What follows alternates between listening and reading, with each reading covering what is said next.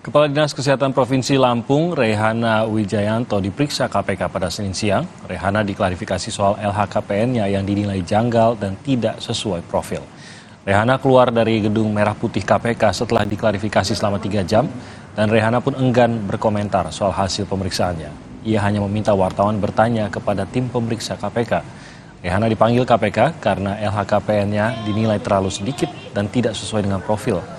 KPK sebelumnya juga sudah melakukan pemeriksaan soal LHKPN Rehana sebelum menjadwalkan klarifikasi. Tolong ya, saya kasih jalan ya. Jalan ya. Kasih sedikit aja, Bu. Ya udah, sudah ya. Biar nggak rancu nih, Bu. Ya udah klarifikasi.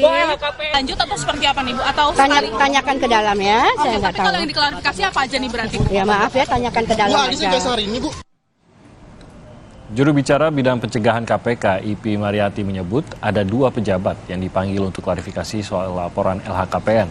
Selain Kadinkes Lampung, KPK juga memanggil Bupati Bolang Mongondo Utara. Keduanya diminta menyiapkan dokumen terkait data harta kekayaan yang pernah dilaporkan. Dan nantinya data ini akan dibandingkan dengan data temuan KPK.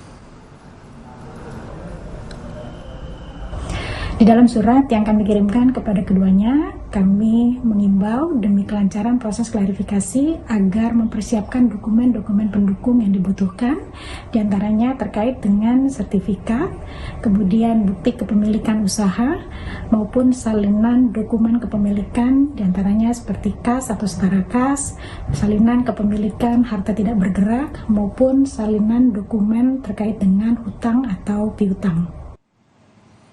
Sebelumnya Kadinkes Lampung, Rehana sempat menyita perhatian publik karena sering memamerkan gaya hidup mewah di media sosial.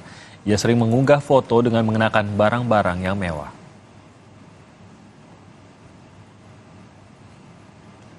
Berdasarkan laporan harta kekayaan pejabat negara tahun 2022, Rehana memiliki total harta senilai 2,7 miliar rupiah. Harta tersebut berupa tanah dan bangunan senilai 1,9 miliar rupiah, kendaraan senilai 450 juta rupiah, harta bergerak berjumlah 6,7 juta rupiah, dan uang kas atau setara kas senilai 300 juta rupiah.